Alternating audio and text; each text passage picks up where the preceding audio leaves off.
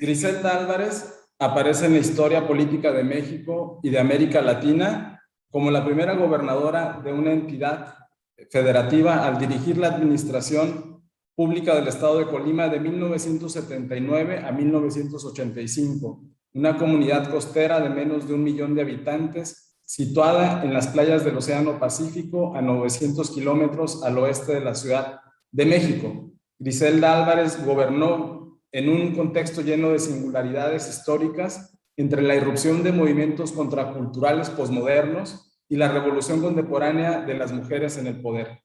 La propia trayectoria intelectual de Griselda Álvarez traza una excepcionalidad en la literatura hispanoamericana. Su consolidación como escritora se emparejó con su trayectoria intelectual al servicio del gobierno de la República de México hasta representar por ambos caminos un modelo de mujer intelectual. La historicidad de su poética fue signada por los paradigmas culturales de su biografía. En sus poemas se manifiesta la intención disruptiva con la tradición homocéntrica y expresa las paradojas culturales de la condición femenina de mediados del siglo XX. La sumisión como ausencia de derechos políticos, la celebración de los cuerpos como materia ocupada por el género derivado por el contrato social, la contrariedad entre maternidad y crianza, además del ejercicio del poder desde la perspectiva femenina como condición de libertad humanitaria. Las disquisiciones de la obra intelectual de Griselda Álvarez, imbricadas entre su literatura y el diseño, gestión y aplicación de políticas públicas, tuvieron un momento culmen al ocupar la gubernatura del estado de Colima, donde ensayó la construcción de modelos y estructuras políticas con los paradigmas planteados por el feminismo de su época. Los modelos de familia, las posibilidades de desarrollo social de los marginados, el uso productivo del ocio creativo, los principios de equidad en la configuración de estructuras sociales y la preocupación por los patrones de crianza como categoría trascendental para la conservación de la vida. Ello a través de acciones políticas que, por sus aplicaciones paradojales entre teoría, praxis y poesía, entendida como la máxima creación verbal de las aspiraciones metafísicas de una comunidad, solo podrían definirse como poéticas. Griselda Álvarez nació en una hacienda azucarera y cafetalera en el pueblo de Chiapa, México, durante el periodo postrevolucionario, cuando la guerra civil conocida como la Cristiada asolaba al país. Fue un movimiento armado en las provincias, identificadas como antiliberales y católicas, que exigían respeto al patrimonio clerical expropiado por el Estado mexicano al triunfo de la Revolución en 1910. El padre de Griselda Álvarez, Manuel Álvarez, se suicidó cuando ella era aún adolescente, una adolescente de alrededor de 15 años de edad. Su formación inicial se había desarrollado en un convento en la ciudad de Guadalajara, Jalisco, la segunda entidad más importante de México. Antes de que su padre se quitara la vida, Griselda le comunicó que desde la soledad del convento percibió el llamado de Dios, por lo que estaba decidida a vocacionarse como monja. Después reorientó su inspiración espiritual a la escritura poética. Para Griselda Álvarez, la poesía era un acto de voluntad para la transformación de la realidad, objetualizado en poemas, materia verbal como las oraciones y los discursos políticos. Ella habría descubierto que la práctica espiritual de la voluntad sobre la realidad no dependerá solo de la escritura, sino de aprender a dialogar con la realidad para transformarla en un acto de trascendencia metafísica, como la religión, la poesía o la política. Durante su adolescencia, contactó por primera vez con grupos feministas del estado de Jalisco y poco después arribó a la Ciudad de México, que vivía momentos de prosperidad en el contexto global de la Segunda Guerra Mundial. Era la cúspide del gobierno progresista de Lázaro Cárdenas del Río, que gobernó el país de 1934 a 1940.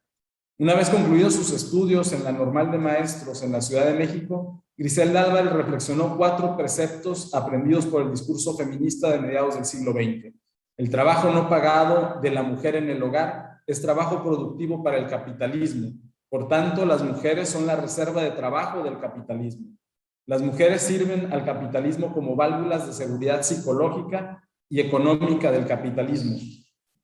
3. Los trabajadores varones se ven obligados a servir al capitalismo por su sentido de responsabilidad y por amor a su familia, y la mujer que está en su casa es recompensa. 4. La dependencia económica de la mujer es una forma de poder masculino del capitalismo. El sexismo, por tanto, sirve dentro del hogar para conservar el poder del capital fuera del hogar.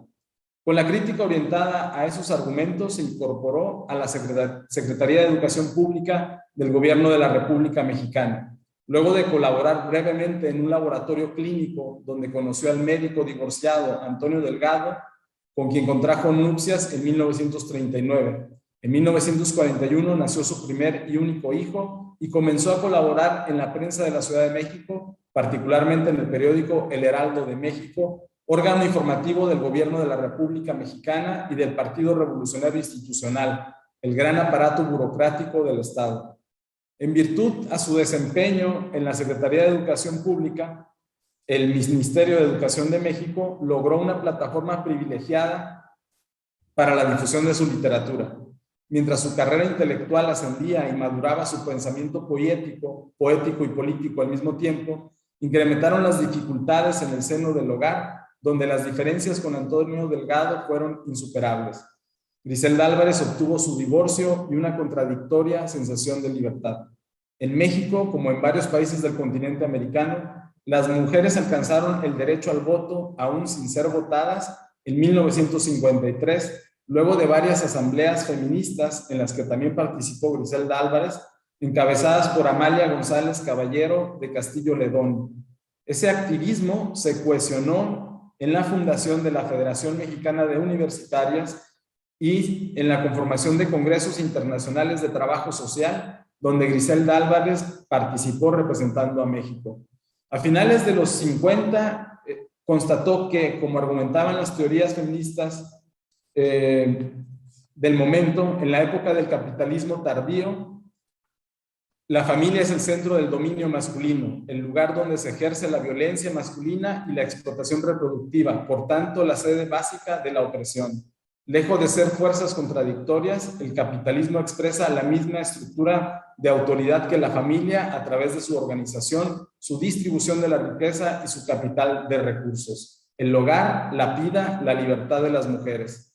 Así, en 1956 publicó su primer libro de poesía, Cementerio de pájaros, comentado con entusiasmo por la crítica literaria, aunque atendido en la interpretación de las sensaciones contradictorias de una mujer divorciada que escribe poemas: la maternidad en conflicto, la exclusión de los valores económicos, la insignificancia de la autonomía femenina.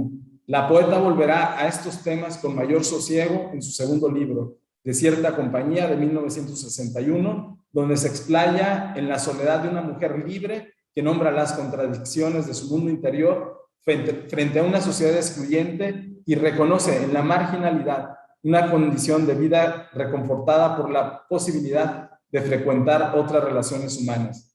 En esa época comenzó a asociarse con grupos bohemios de la Ciudad de México para convivir con varios intelectuales del exilio español, como León Felipe, Alejandro Finisterri, Max Aub, Juan Rejano, Joaquín Chirao, Enrique Díez Canedo, entre otros, quienes celebraron sus poemas y la culminaron a realizar estudios de literatura en la Facultad de Filosofía y Letras de la UNAM. En el contexto de las protestas estudiantiles de la década de los 60 del siglo XX, mientras continuaba sus estudios universitarios, epicentro de las revueltas contraculturales mexicanas, habría reflexionado: el género es, en todo caso, una ontología del cuerpo sexualizado por la cultura normada por las leyes. Dado que la ley impera con el Estado, son el Estado y la ley los primeros reguladores del poder ejercido por los hombres. La violencia es un ejercicio del patriarcado regulado por la ley y por el Estado. Las reflexiones fluyeron como poemas para una ontología del cuerpo. Primero, Letanía erótica para la paz, escrito para inspirar una coreografía del ballet folclórico de Amalia Hernández, uno de los de mayor tradición en el país, y retomado por el compositor Blas Galindo, quien escribió una partitura orquestal a partir del poema.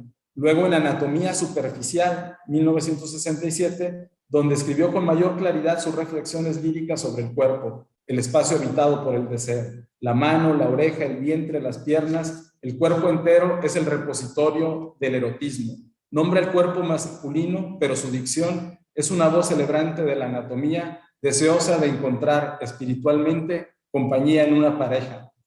A principios de los 70, Griselda Álvarez se integró al Instituto Mexicano de Seguro Social, el Ministerio de Salubridad y Seguridad Social de México, como jefa de prestaciones sociales, desde donde impulsó una voluntariosa política de asistencia social a los temas definidos por la cultura mexicana como femeninos, en contra de la cosmovisión homocéntrica que validaba la imposición racional de la voz masculina en el ejercicio del poder. Proyectó al sujeto femenino en el diseño de políticas asistenciales y separó la condición sexual del cuerpo del contrato social sexualizado del género. Así creó una política social moderna para la resolución de problemas comunitarios, que incluía el desarrollo de pequeñas ciudades con servicios para los marginados del capitalismo, servicios para mujeres, niños, ancianos, etc. El aluvión de preguntas inundó con papeles la oficina de la poeta. Si la condición de la sociedad liberal es el reconocimiento político de ciudadanía, solo si el sujeto es capaz de generar una economía, ¿cómo la mujer podría ser reconocida como ciudadana política si no es capaz de producir objetos con valor de cambio?